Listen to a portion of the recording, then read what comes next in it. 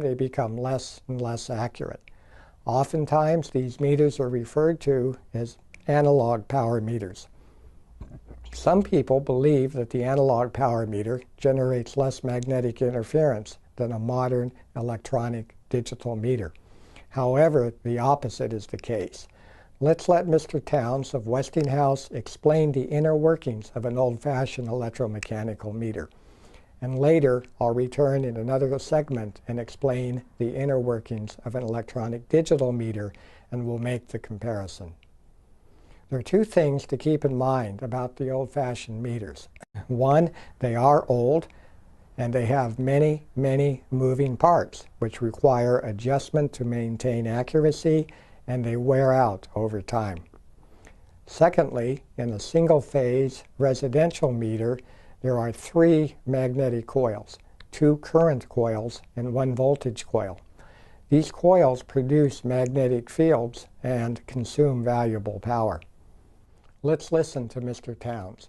Part 1, Section A, is a simple but detailed explanation of the power meter for non-technical people. Part 1, Section B, is a much more mathematically based lesson on the actual scientific principles of how the magnetic power meter works. Utilities are now moving rapidly to replace these old-fashioned electromechanical meters as a priority set forth by the federal government. Our purpose in posting and discussing this information is to provide scientifically accurate and correct information to consumers concerning the differences of the old-fashioned electromechanical power meter and the modern 21st century meters. Thermal. Okay? On this one over here, I go down, I go in the front and come out the bottom. So what have I done? I have effectively reversed one of those current coils, haven't I? I have reversed the way the current is going to shine it, so to speak. All right? Now, I can represent this thing vectorially, and this is a way of expressing something in relationship at a certain power factor. Let me go back to the 2-wire meter to show you an example of what I'm saying.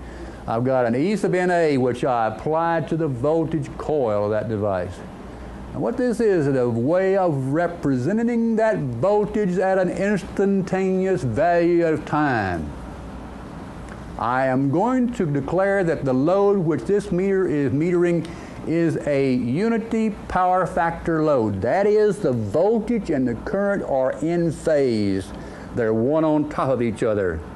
There is no displacement between the voltage and the current. Therefore, when I draw a picture of the E sub NA and the IA, they appear to be together.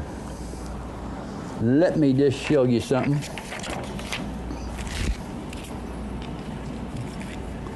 A lot of people have different ways of looking at it. If I could just please believe me that this is an eye of somebody who's been up all night long. A red eye. And this thing is anchored solid in a 60 hertz system which we operate. This voltage, E sub NA, is going around this point here 60 times per second. Okay? What I'm going to do is I'm going to stand out here and look at this baby, and I'm going to watch it go around 60 times a second. And I'm going to bat my eyes and open up again. And I said, that's an instantaneous, which I looked at it. All right? I noticed that E sub NA is here, and I noticed that the current which is being drawn by that load is in phase with that voltage. It's instantaneous time. It looks like it is right there with it. Okay? Ah, yes. Now we go down here to Mr. 3-wire, and we go through the same gymnastics, so to speak. Here it is, the old eyeball over here, looking down at the point X, which happens to be right there. Okay? In this case, I have a voltage which goes from B to A. I'm going to call that E sub BA. I'm going to name it E sub BA. the currents that are in here are I sub NA and I sub B to N. I sub NA, which is this one right here, and I sub BN, this one right here, from here to here. If I put them in relationship to that voltage, I sub BA is right here, and I sub AB, which is down here, because they're the one and the same current. Now, because I have purposely reversed one of these coils, they now add together. And I can see that in a formula. The watts total is equal to E sub BA, that's that voltage right there, times I sub NA over 2. In other words, this is a half coil. That's the reason we got the 2 in there, or divided by 2, multiplied by the cosine of the angle between that voltage and current. If you'll get your backside of this paper on about page 29, you will see a trigonometric function table. And please believe me for the moment that that is a cosine of 0 degrees or 1.0, okay? In addition to that, I also have E sub BA reacting with I sub BN divided by 2 times the cosine. And those two quantities add up. I'll come out with 1/2 EI cosine theta plus 1/2 EI cosine theta, or the watts is equal to EI cosine theta. If it happens to be unity power factor, it's EI, voltage times current. Okay. Now that starts you out on the road to using vectors. From here on out, it becomes a little bit more difficult. I'll try to make it as slow as possible and try to finish up on time. But basically, this is a system wherein all loads can be represented by various mathematical dissertation. This is a very common polyphase type load. This happens to be a 3-phase, 3-wire delta. 3-phase, 3-wire delta, and it has 3 basic wires. Now you say, well, how in the world do you know where to put your arrows and your this and that and those on those things to make them come out properly? Well, I know that to meter this device from experience and other things, that I will have used a full current coil in this leg and a full current coil in this leg, as opposed to what we did a while ago with my single phase meter, where I used half turns, 2 wires for a single phase unit. These are going to be 2-wire type devices. Since it is a 3-wire device, it is, according to Blondel, a 2-stator meter requirement. 3 minus 1 is equal to 2 stators. 2 stators is all this meter has in it. Okay, I'm going to meter it A, B, C. I can take my eyeball and go out and do my thing, and I'll see that these voltages, E sub BA, E sub AC, and E sub CB, are 120 electrical degrees apart, and the way I know is I can plot them down here, and it looks somewhat like this. Okay? This is E sub CB. CB, you can just barely see it up here. CB is going across, and notice the relationship. Can I just pull that down a wee tad there so you can see all of them? Here is E sub CB. It's starting at a point here, and it's perfectly level going out to the right-hand side. Notice where I've got it plotted down here. Same way, same relationship.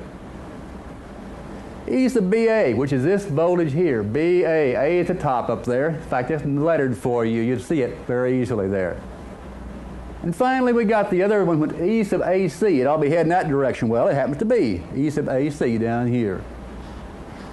Now, at this condition, unity power factor, that is no relationship between voltage and current in the load, but in the meter, it doesn't show up quite that way. As a matter of fact, if you'll follow along with me, we'll see what happens in this meter.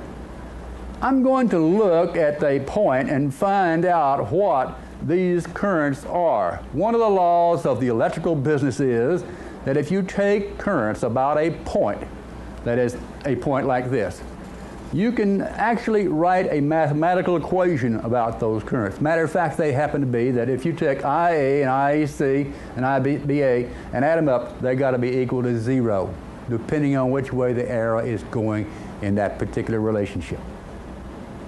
If you look real close, you'll see why. IA is that particular current at the top moving out from that point, plus IEC.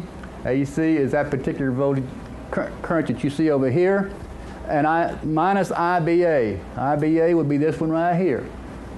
Add those things up, be 0. Changing the sign to know IA is equal to IBA minus IAC. Just a manipulation of that particular unit.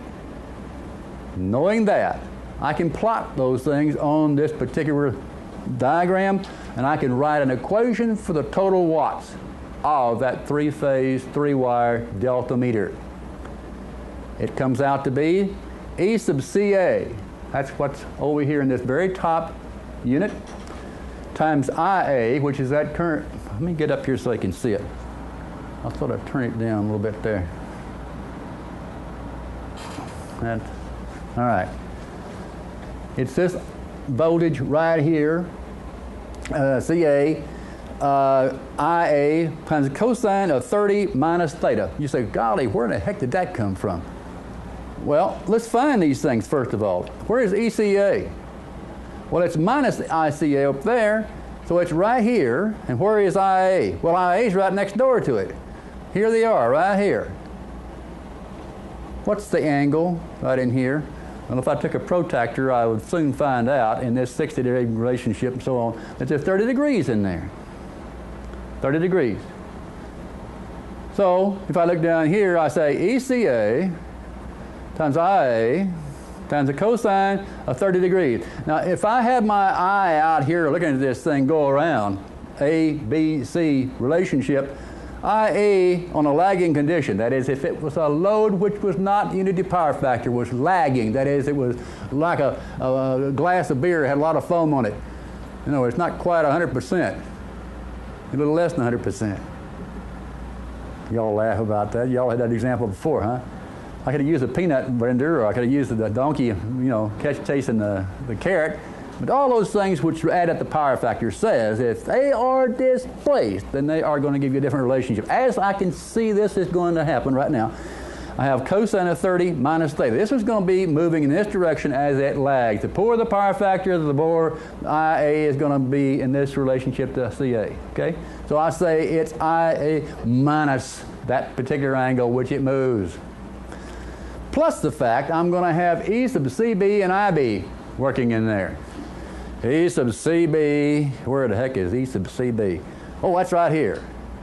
And IB, that's elsewhere. They're also 30 degrees apart, aren't they? So I write the equation, E sub CB, IB, cosine 30, and as this current moves off, and all the currents are going to lag in a so-called clockwise direction. Then I sub B is going to move this direction, so that's going to be 30 plus theta. Now, back in high school, we had a formula that goes something like this. The cosine of two angles is a relationship which effectively boils down to cosine of one angle, cosine of the second angle, change the sign, and add sine of the angle and sine of the second angle. Let me put it up on the board so you know. If I have an angle cosine of this plus this in a relationship that I can do, it says cosine this, change the sign, sine that. There's what that baby equals to. You say, boy, that's a long ways around the thumb. It is a long ways around the thumb, but that's the way you have to add these things up. There's no other way you can do them. They come out just that way. Okay? And that's basically what I have done right down here. I have taken the first one and the second one. First one, second one. And I have put them down. EI, I'm assuming voltages and current are the same. And I mathematically expand that one into cosine 30, cosine 0, sine 30, sine 0, plus. The second one, of course, is a plus thing, so that one changes to a minus sign on the second relationship. I add these two devices together and I have EI times the square root of 3 over 2 plus EI plus the square root of 3 over 2, or EI square root of 3 cosine theta. And if you'll go to the good book and find out what the formula for the total watts in a three-phase, three-wire circuit, it'll say square root of 3 VI cosine theta. And that's what the meter measures for you that quickly. Okay? All right, now that's the first polyphase example. Let me ask if there's a question on that particular one.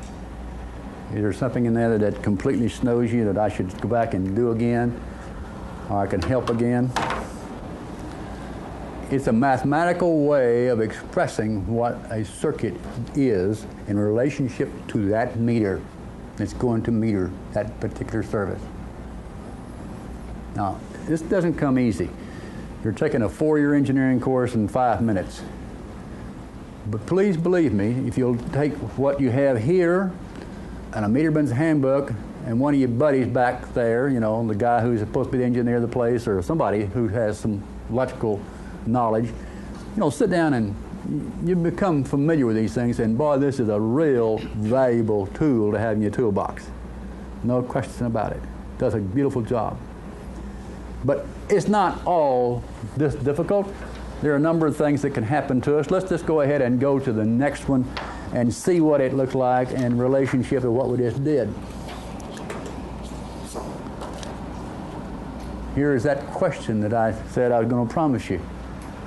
The boss says, hey, what % registration is going to happen out here at XYZ crossing when they found out that the wire was broken down here at C?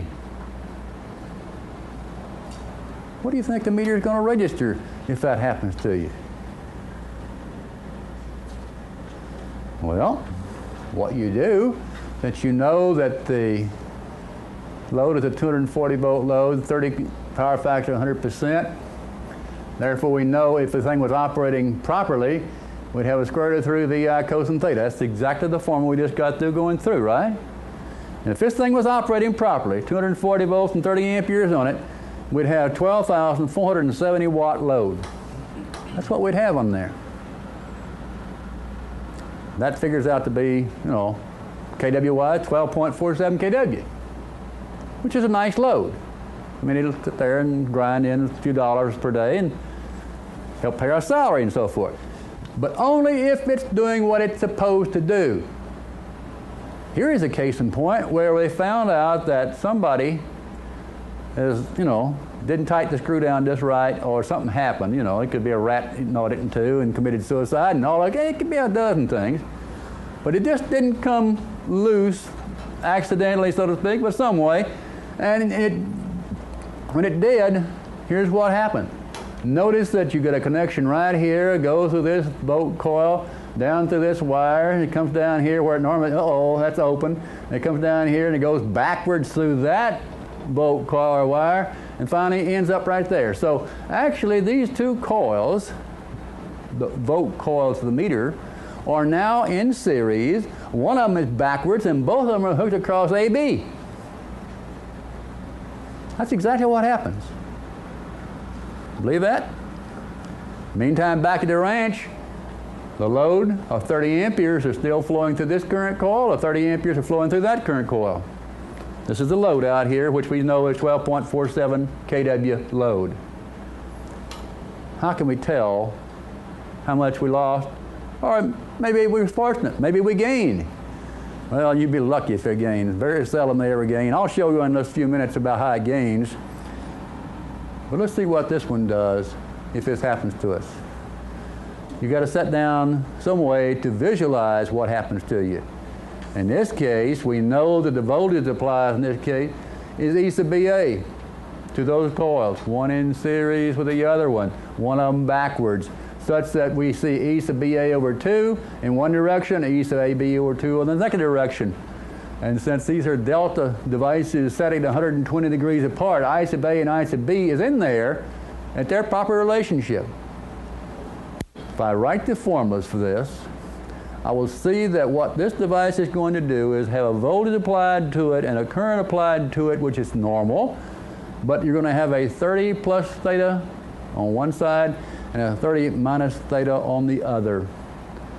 And if I grind in the values and work them out, both situations are going to give me a square root of 3 over 2 times 240 times 30, or it's going to give me a power of 6235. Well, if it's 6235 and the other one was 12 something, then what's my error? 50% error. In other words, I have lost 50% of my registration as long as that happens. Just the fact that that one little lead was disconnected. Now, those guys who are used to testing three-phase, three-wire delta meters, this is a normal thing for y'all.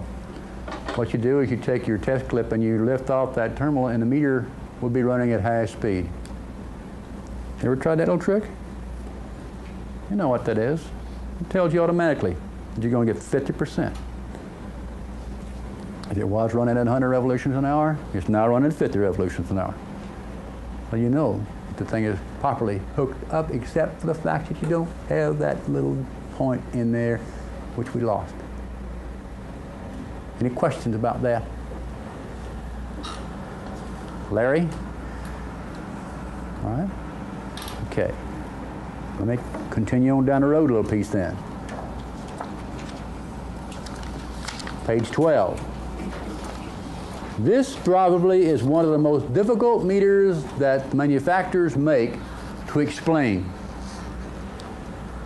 Three-phase, four-wire delta. Three-phase, four-wire delta can be represented in, I don't know how many different ways.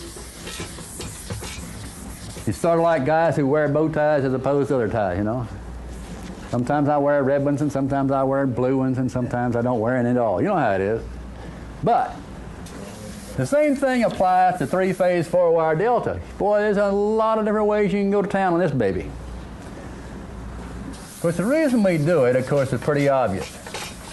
It's to be able to get a bunch of power in certain areas, and you know, so I've seen just worlds of them. This is Kate's old business, 75 kVA transformer for a single-phase, three-wire service hooked up into an open delta with a 5 kVA teaser. Kate, how many of those have you sold in your life? Lots of them. You know, A&P stores are famous for it. Not anymore. Too many three-phase motors available now at A&P store. What do they call them now? Farm Fresh or something like that. I don't know what they call it. But how do you meter something like that? 75 kVA transformer in the lighting leg of that baby and a 5 kVA in the polyphase. Well, it could be, you know, it might be generous and go ahead and put another 5 kVA in there if it's so noted and needed. In fact, there's some words down there that you might want to refer to. He says, when being used in open delta, the lighting transformer carries all the single-phase load and 58% of the three-phase load. In open delta, that means this transformer missing. In closed delta, the words continue. In closed delta, the lighting transformer carries 2/3 of the single-phase load and 1/3 of the three-phase load. Okay? Now, in these particular cases, though, what we do effectively is to put our hands over this thing right here and meter this thing with a so-called two-element meter, two-stator meter, if you please. And we put a half current coil in that leg. We put another half current coil reversed.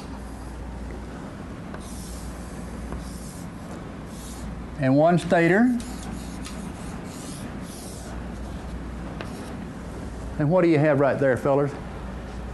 You just cover up all this garbage over here. What do we got right there? single phase 3-wire meter, isn't it? That's all in the world that baby is. It's a single phase 3-wire meter. That's all it is. But if I add this other leg right here, and I put a full current coil in there, in other words, for 30 amp meter, it would have 2 full turns on that iron. Not 2 half turns, that these are, well, not half turns. 2 wires, 1 turn per wire, total of 2. In this case, though, we put the voltage coil between there and that neutral. If you don't ever learn anything else out of that gum session, as they say, one thing for sure that I like to always preach on, and that is the way you hook this baby up, because you can lose your fanny on this thing faster than you can talk about it. The reason it is because of people, and a lot of times it's because of jake-leg electricians, you know, not knowing what they're doing. You've been there. I know I can see the way you're smiling. I've been there too. I've sort of helped some of these guys to decide to go back and do what they did undid, you know.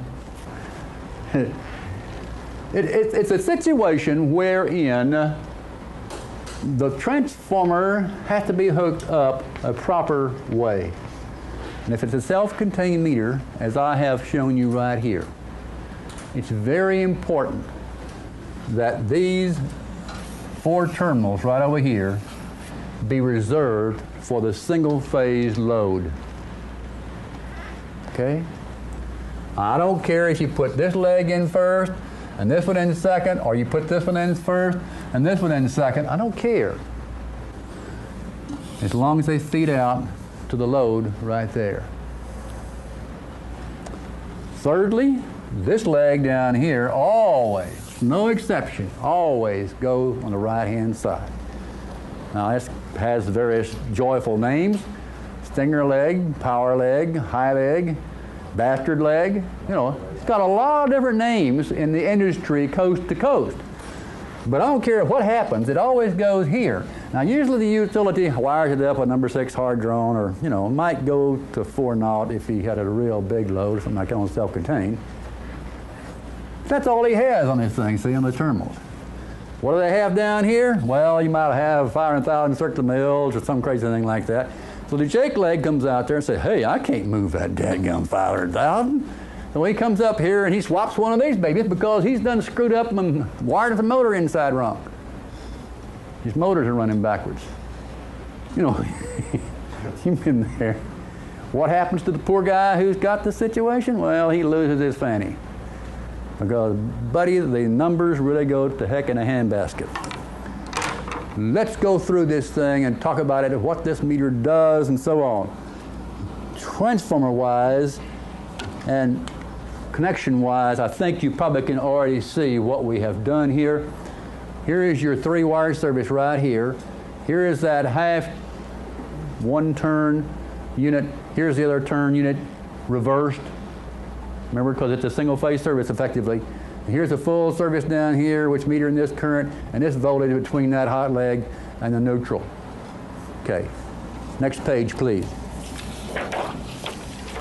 For 3-phase loading only,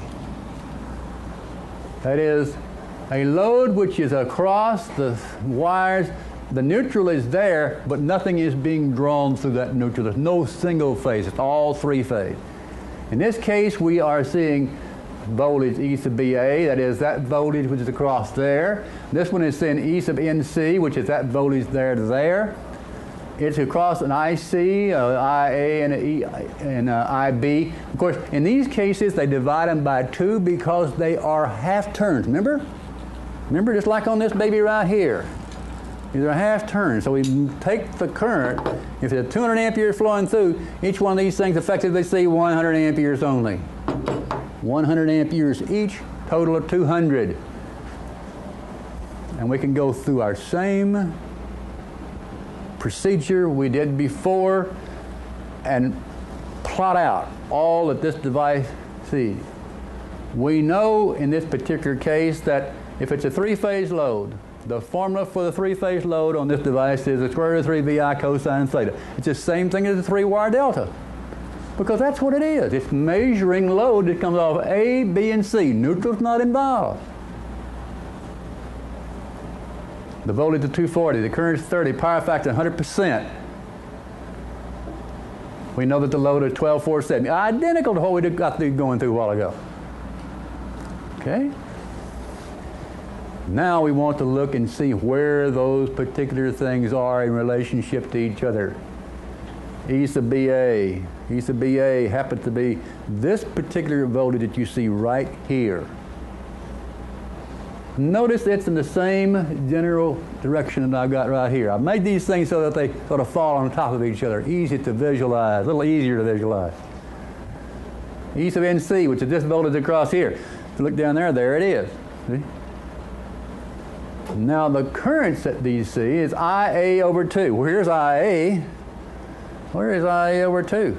Well, that thing happens to be one or the other of these, depending on whether it's single phase or polyphase. This happens to be polyphase, and those currents and voltages are 30 degrees removed from each other, just like they were before. IA. And then we got a situation here where we have IC. Let's find Mr. IC. IC at E sub NC. Well, doesn't that make sense? If we have a load which is unity power factor, that means the voltage and the current are in phase. We got the two values. One, here is the voltage. The current that flows out of there, a unity power factor will be right there also. So notice down here, E sub NC and IC are right together. Here's our little formula down at the bottom of the page, which we went through a while ago. Cosine alpha plus beta, cosine alpha minus beta. You just write it down by cosine, cosine, sine, sine. The unit in between tells you what number to use out here. If it's a plus over here, this has to be a minus. If it's a minus over here, this one needs to be the plus. Simple little mathematical thing that you went through in your trigonometry. Let's go ahead and carry forward to the next page. The next page breaks it down according to current coils, and I call it P1 prime and P1 double prime.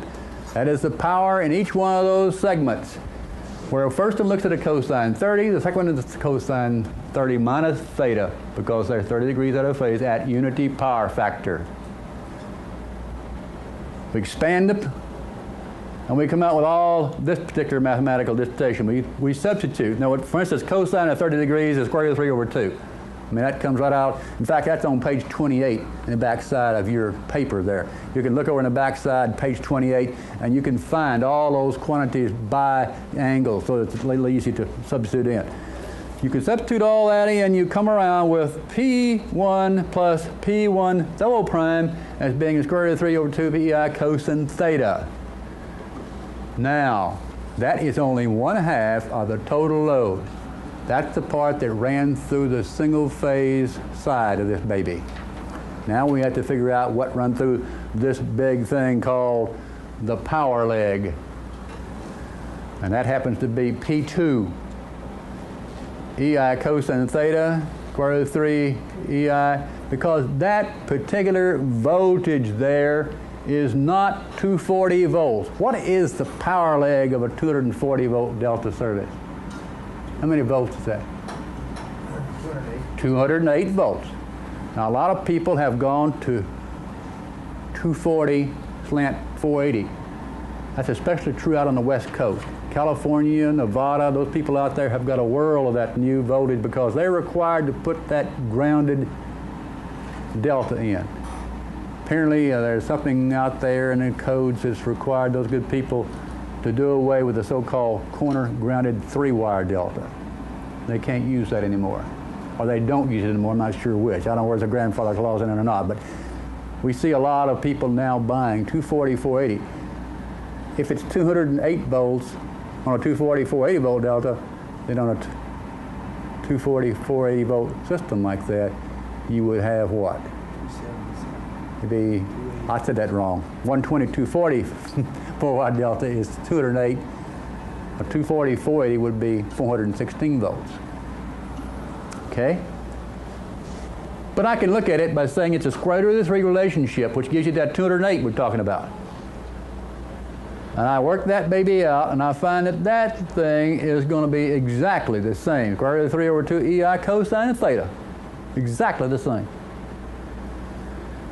So now my power total in this is square root of 3 EI cosine theta.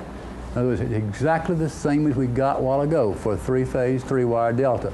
And we could show that it does, in fact, down at the bottom there. We can substitute in all that formula, and we'll find out that 12,470 is exactly the amount of watts that we had a while ago with a three-phase, three-wire delta system. In other words, this proves that this meter, even though it's two stators with two half-turn current coil, like a single-phase meter, and a wild, crazy voltage across here, even though it has all those things together, it measures a three-phase, three-wire delta service the same. And if it don't, my grandpappy says if it don't work that way, it won't work at all. Okay? So that's exactly what we have and how we set it together. Now, any questions about that particular service? Okay. Moving on. Yes, sir. If you lost that transformer fuse on that 5, would it measure, there's no three-phase load on it, would it measure that 12240 correctly with the transformer fuse done on the bottom? Open delta. Yes. Open delta.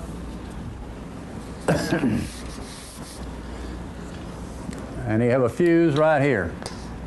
No, the primary fuse is transformer. Well, that leg would go out, though. That's what you're saying. Yes. It has no connection there at all. All you have is a straight, in other words, effectively, you have blocked out all this particular thing down here. It will measure the single-phase load correctly as far as I can tell, unless something else is involved. Is that the question you had in mind? Yes, it went up, his consumption went up about 300 and 1,200 kilowatt hour. That month it was up about 300, so he's giving us an argument. Uh-huh. You have a little error, Tom. Because it surely wouldn't go up though. It should. It'd go up a little bit because that coil is no longer a dampening coil. It would run a little fast.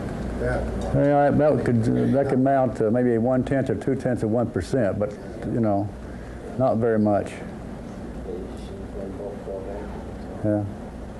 Yeah. That, for the others of you, understand what you're saying?